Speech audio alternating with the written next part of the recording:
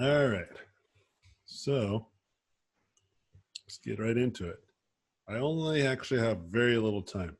So the time that I have very little of, I'll make up in the next class of next week. But I will show and demonstrate real quickly, kind of a polishing of a thingy, and then answer as many questions as I can. If they're very big and powerful questions, then I'll try to tell you to ask me next time. But if they're really quick and simple, I can answer them now. But I did say a lot of things today, and I did talk about a lot of good things, I think, so I don't feel too bad about just bouncing on you guys a little bit sooner. But anyway, ask away. Questions. Um, I've been meaning to ask, what's probably the grossest thing you've ever drawn? I can't tell you what it is for the simple reason that NDA, but it just happened recently, and it's for a Netflix show, and it's going to be gross if they stick to my design. I don't think it will, because I got some murmurs that it might not. But regardless, I'm going to show it, and it was pretty bad. It's pretty disgusting. Yeah, but it's definitely it was fun. I enjoyed drawing it, and the meetings were really funny. They're just like, "Oh my god, it looks so bad, but that makes it so good." Like Agra. Yeah, they're like, "It's so bad, but that's a good thing."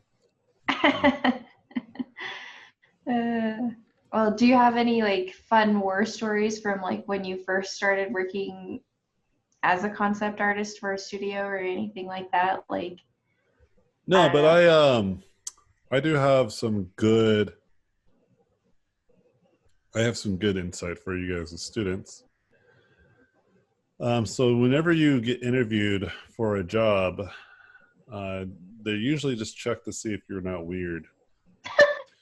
And I always tell people like, just as long as you're not weird and you're really good, or you're not a dick and you're really good, you can totally do fine in the industry. But if you're a dick, then you got to be really really good. Okay. But even then, I was like, just do freelance. Like, you don't have to interface with people. Like, if you know you're just a mean person, there's nothing wrong. Like, there's nothing illegal with just being a dickhead. Just people don't like them. You know, we make fun of Karens a lot online, right? A lot of people just like goddamn Karens, like complaining about stuff. And let's not be mistaken. I'm not talking about just like people that are just like I'm not gonna wear my mask. Like, okay, those people are fine. Like, we can like distance ourselves from these individuals as best we can because we can see that they're not wearing masks. You know what I mean?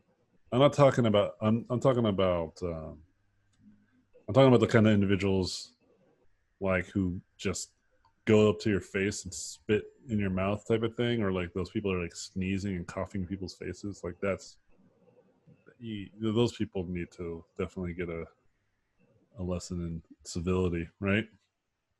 But the other people, the other Karens, um, yeah, it's fine. Yeah, like just don't leave your house then. Just if you're gonna be mad that everyone else has like agreed to this social agreement about like wearing masks, you know, like just fucking keep it to yourself, or just post on Facebook or something and let other people who agree with you, or who people who disagree with you, just argue with them there. You know, I don't necessarily agree with this strategy. I think people should try to get along, but ultimately, there's a ways around being a dickhead. Like you can still be a very successful artist and be an angry person. You know, like I said, I don't endorse that. I don't think you should. But if you're working in a studio environment and you're this kind of personality, yeah, it's harder for you. It just is. You know, and I always tell people, you know, like just know your personality type. And if you just don't belong in those environments, then you might have to look for a different kinds of strategy or of employment. And I remember like last class we were talking about how or not last class, but a previous class about the gender indifferences or the gender differences inside the studios, and how there's like just a real big separation there. And some people can fit in those environments just fine. Like some female artists can just jump right in and just be like, yeah, totally, boys club all the way, what's up, bros? Let's talk about dicks, talk about sports. I don't know, that sounds it's very generalized, but you get my point, right? They can just jump right in, and it's just like, oh, it's just one of the boys type of expression situation. But there's other situations where like you just don't feel comfortable, and that's totally reasonable. And it's really a challenge to change. And I actually am in the opinion of like that's not the way you change it either. You don't change people by having them change their personality, especially if it's nothing that's completely and utterly malicious, right? Because then you want to try to expect that same standard in an alternative universe, right? And I think there's this real fear that some reasonable conservatives have, which I agree with actually too, that if you just go full tilt, like everybody is different and we have to respect every difference at all times, at every situation, that's just not sustainable, nor is it necessarily reasonable, because some differences are not tolerable. You know what I mean? For instance, there are people who don't think that, or different countries that have beliefs that like, women are worse than men or just less than men. Not like on a, well, it's hard to work with women, or it's like this and that, or, oh yeah, women are like this and that, or men are like this and that. Like nothing like you'd see on like I Love Lucy or kind of type of shit, your grandma's type of sexism. I'm talking about like, it's just straight up think that women can't drive, so they shouldn't be able to drive. Like, wait, what? Like that has no bearings. And there was an artist who lived in one of these countries who actually had that sentiment, and it's just kind of like, sorry, that just not tolerable. There's no rational understanding behind this for why should be allowed. And so, but there's other things like I wouldn't want to go to, let's say, I'm going to generalize here. Let's just say like an animation studio full of female artists, right? And they like to do gardening, and like, again, I'm generalizing. Okay, I'm just going full tilt. I'm generalizing just to making a point here. Okay, and they like to talk about boys, and they what else is like super generalized? They like really flourished the whole office with like just plush toys, and what's that like really cute anime stuff, and they're like tiny chibi. Yeah, Like, chibis. yeah, just tons of that stuff everywhere, right? And whenever they're like, I don't know, like they're in a office space and they're just talking about um just things that are relatively harmless, but definitely could make a male employee uncomfortable, especially when they already feel uncomfortable with, like, especially if they're coming, again, generalizing, from a world of like super masculine, that I think that when joining in that environment, it would be a challenge for them as well. But I wouldn't necessarily want that environment that the females have created for themselves to change like 100%. Does that make sense? Like, that's what made them comfortable, and that's what built their studio. I think there's some value there. Where I think where everybody does agree is like if those female employees started like talking like sexually about that one male employee, right? Or Okay, they started treating them like an object rather than like a person. That's different. That is unacceptable, right? mm-hmm. And it's unfortunate, even though it's very unlikely, it doesn't happen as much in our industry. That does actually happen. There are some female executives that has happened. Like my friend, he is a snack, dude, super handsome dude, right? And he was at a company event, and one of his higher ups, she was like, hey, what? Like, she was a producer, like an executive producer. She's like, hey, why don't we go out to lunch tomorrow? It'll be really cool to get to know you, right? And he didn't really think anything of it. He thought, oh yeah, like this is like a boss, like wants to talk to me, wants to get to know me, like Mhm. know her subordinates. And and when they went to lunch, she just straight up was like, look, like I just want to cut the chase. Like I really like you. Like that's why I asked you out to lunch. Like I'd love to date you, like just straight up. And he was just like, I'm married and I have like a kid. like I'm sorry, I gotta pass. He's like, I'm flattered, but it's like, whatever. And she's just like, oh, okay, whatever.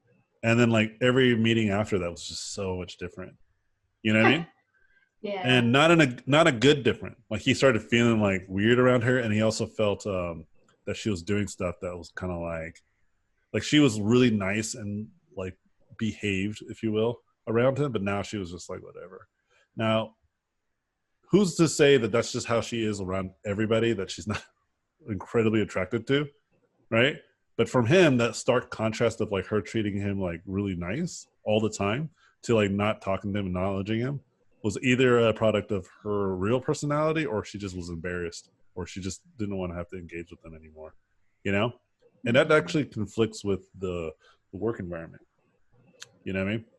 And that kind of stuff is dangerous. I mean, I'm not trying to also say that people shouldn't be attracted to their coworkers. There is like a thing there, where I have plenty of friends who've encountered people that they've met at the work and then they've got married and had beautiful families, right? Mhm. It's just dodgy, dude. And so what I'm trying to get at ultimately, getting all the way back around to like just don't being mean or anything. It's like, yeah, like you should be yourself to the best of your ability. But if you know the kind of, because I have friends who, if they saw any bit of what I was talking about, right, of like how the these this company full of females like had all these plush toys everywhere, they would have flipped out, be like, what, you know? And like, how dare they? Like, don't they know like double standards? Like, would go full tilt, uh, and vice versa, right? And I'm like, okay, look, just understand that that's not the environment, and for it to truly change in the way that I think people really want, it just got to be a little bit more leveled. And there may be a reality here that I don't think people are willing to even express, is that what if it doesn't change, right? Like, what if it just stays like this for decades, right? What are you going to do? You're just going to wait another generation where people get their act together, right? Like we're seeing it now, like in our own country, like when you look at the African American community, and we're still kind of like still saying, well, it's kind of their fault. It's like, wait, what? When all this stuff, like terrible things happen to them, it's like, well, it's a little bit about it's their fault, you know? And it's like, do you understand that's kind of like the bigger problem, that we keep thinking this way, you know?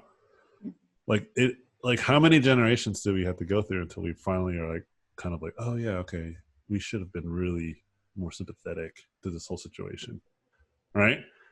Oh yeah, America never really apologized as a nation for all the terrible things we did in the past, you know?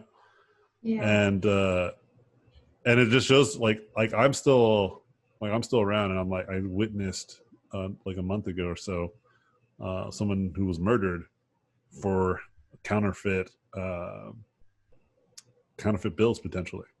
And you have people online who are just literally saying, well, he wasn't a good person, and forgetting that, well, being not a good person doesn't mean you should get murdered. you know they forget, just because it doesn't fit this idea of like, well, no, like everything's great, everything's fine, there's nothing wrong. Like there's something clearly wrong. I really feel strongly about this, as you guys can tell. Like it's clear to me that some things just may not change in the immediate sense, right? And even with the most immediate changes, it really is kind of going to ruffle the feathers a bit, and you got to be able to weather the storm. So if you know your personality type, if you are a personality type who is more assertive and who is a little bit more outgoing, like extrovert, and also has a bit of a, like easygoing sense of humor and all this type of stuff, you might do pretty good in most cases in most industries, right? Mhm. Including the gaming industry.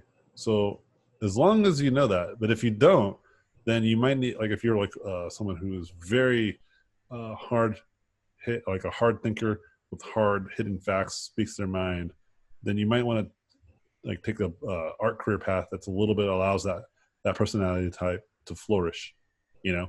And that's why I always mention freelance, because nobody likes someone to ruffle the feathers. You know what I mean? And that could like potentially mess up your career. And I've seen it happen, by the way, plenty of times, where people got either overtly political, right, or they were just really aggressive in the workplace, like they were just mean, you know. Even if they were right, like they would have like a point of view that was very strong, but the way that they explained it and talked about it just doesn't resonate with people on a general sense, you know, even though they were right. Right. Like a good example of this would be like if you were concerned for someone's health and they were overweight, you know, and you just straight up go up to them and say, hey, you're really, really overweight, you know, just straight to their face, you know, even though you're accurate and even though that statement is true, that's not how you help somebody understand that they may have a weight issue, right? Right. There's a better way to kind of engage that. And if you are not that kind of person who engages in that manner, then yeah, you will have a position. You will have like people not like you, even though you are fundamentally not wrong. I remember working with one of my greatest, my favorite art directors, Jonathan Berube, and I loved him. He was such a great art director. He taught me so many things. And then one day, you know, in the distant future, after working at Blizzard and moving on, I was talking to somebody about him. I was like, man, I love Jonathan Berube. I was talking about how he's a great art director. And my friend's like, oh, really? Like, I heard like he was really hard to work with. And I was like, oh, yeah? He's like, yeah, like a lot of people didn't like working with the guy. You know, that's why he ended up leaving, because he just didn't like mesh well with like a lot of the other people. And I was like, oh, I didn't know that. It's like, no, man, I got along with him good. And I was like, but I can see why though, because I remember one time he gave me feedback. He's like, oh man, your scale's really off. Like you need to work on this. And like, oh, this is like kind of weird. Like, what do you think? We should do this.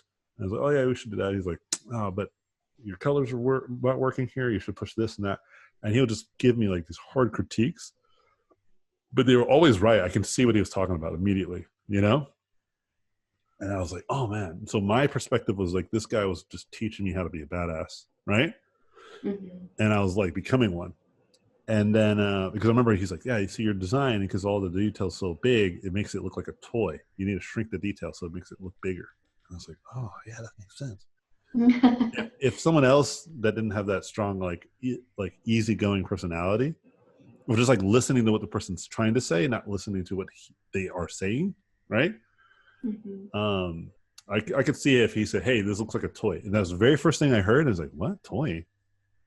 How dare he? You know, like, and then and every word after that, like I just ignored, because I'm already like I'm stuck on this like one comment, and I just go all in on this like well, you know, in some movies, and then I just start getting really offensive. Like that's actually counterproductive to my growth and to being a professional. I could see that. I could see how that could happen with many other people. And now that I've worked in the industry for longer than I have when I was there, I am almost certain that this is partly to why a lot of games don't ship on time, because people just can't take feedback in a meaningful way, and then some people just don't know how to give feedback because they don't want to hurt people's feelings, you know. And so, like I said, if you're this type of personality, which I think most of you guys seem pretty easygoing, you know, easygoing personality is always going to do really well, you know. Hey, Jay, I have a question. Well, what you just mentioned, when a project or when a project or a studio or a game is delayed, what would you say is the main reason, how to avoid it, and what's the major cause of it? Oh yeah, I think the major cause is what I just suggested, right? Which is like people just don't know how to manage expectations, and then whenever those expectations are challenged, the staff, like the people who are employed, don't know how to take it. They Would, can't take it. And so I'll give would you a you say great it's example. would you say it's a problem of the producers in a way, or is No, another it's thing? everybody. Yeah. Oh, okay. No, Like a group. yeah, this is what I'm trying to get at. Like it's really everybody. And I'll give you a great example of a scenario. Okay. Yeah. Then I'm gonna get going. I already running over my time as always. Okay. But hopefully this little paint demo show you how I go about detailing. Because this will be at a larger, like this will be smaller, like on a larger character. Like this is like I think like a shoulder pad. But even then, I'll probably detail this even further. But a good example would be so so that producer comment. That's a great one, right? Like so somebody will be like, yeah, man, the producers like don't know, like they're not managing the project well. And then the producers were like, hey man, like we set up these tasks on this board called Jira, right? Where you can go set tasks and put in hours. Yeah. The staffers are not updating these. Okay. So you have like the staffers like, hey, why are like the producers like managing schedules? And then the producers are like, hey, can you fill in this timesheet? Like how much time did you put on that task? And they don't do it. Right. So then it's like the producers don't have anything to work with, right? Because the staffers aren't giving them valuable information, right? Like they're not like documenting their time working on like, let's say that prop, you know? Oh yeah. Or they're not checking in until like the next day or whatever, because artists are like that, you know? Yeah. And then the artists or the producers aren't doing their job of being diligent about like, no, you have to do this so I can help you in the future. Because we said we planned for the milestone. We said we can do these 10 tasks. You agreed to doing these 10 tasks. And then you spent, let's say we had 4 weeks, you spent 1 week doing one task. And then next week, one task. So we only ended up doing 4 of the 10 tasks, you know? Yep. So we missed by 6 tasks. And so then the artist feels insecure with this reality and says, well, you guys should have been better about management. When in reality is like, no, like this is the first step to be better at managing. Remember how I was teaching you guys, like you should be able to like quantify what you failed at and then adjust? That's what should have happened there. Say, oh no, it's okay. We were six tasks off. So let's just stick to 4 tasks for the next milestone. Right? Yeah. Or, hey, we do need to do, let's say, 10 tasks, but let's think about how those tasks are managed. So instead of doing 1 a week, let's try to do 2 a week. Let's try to get to 8, right? And then let's see how we can make sure we get to 2. Is it because the feedback loop is too slow? Is it because of this? That's what the producers can do. But the producers don't get mad at the artist for not finishing what they said they could do. They look at why they couldn't do it and then try to adjust. Right. But then the artist should be able to say, okay, I understand what you're saying. Like I took too long, so I need to be able to move a little bit faster or more productively or more reasonably. Right. And then they can go from there. You know, there is this thing that happened too from the leadership where you would see where an artist will get feedback from somebody and they're like, hey, you know, like that doesn't make any sense. Like whatever, like the artist or the staffer might be like this director doesn't know what they're talking about. Like why do they want all these changes? They keep on changing everything, right? And then they make a statement like, well, we shouldn't be changing everything. Like the director should already have a clear idea what they want, you know? And here's the catch. What if the director does have a clear idea of what they want? And every time they ask you to do it, you know, you can't do it. Right? So is that the director's fault that you aren't like providing them the quality? Like you keep pushing back on them because you say they should have a clear vision. It's like, well, that's why they're paying you. You're the artist. They don't have a clear vision. They want to, or I'm sorry, they do have a clear vision. They just can't explain it. They don't have the language. You know? And so remember I was telling you guys, you got to have the ability to show iterations. You have to have the ability to adapt. Remember I said, if you only have this light to shadow philosophy that Adam was teaching you, what if you were given a position where you're supposed to put detail and texture and shadows and you've never trained for that? You don't have a fundamental principle in mind. You're trapped. Oh yeah. You see what I'm saying? And then what are you going to do? You're going to be like, well, he should have known. Like, no, see, that's what holds up projects. And it goes both ways. Don't get me wrong. Leadership also should have a better idea of giving feedback. Sometimes they're too nice. Sometimes they'll go with the flow. They'll go with what the staffers say because they don't want to hurt anyone's feelings. And then the project goes nowhere and it stays still for a long time, you know, because that individual person, as skilled as they may be in their one skill, doesn't necessarily know how to lead a ship, you know? Yeah. So it could be like everybody likes to think that they know what's up. You know what I mean? Everybody likes to think that they know how to do things, but everybody's a little bit wrong and everybody's a little bit right and nobody's willing to give. And that's usually what ends up happening. And so, yeah, it goes back to, like I said, people just can't manage feedback well. Usually that's what ends up happening. Anyway, I got to get going. Appreciate you guys. Thanks again for all the hard work. You guys are awesome. You guys are kicking butt.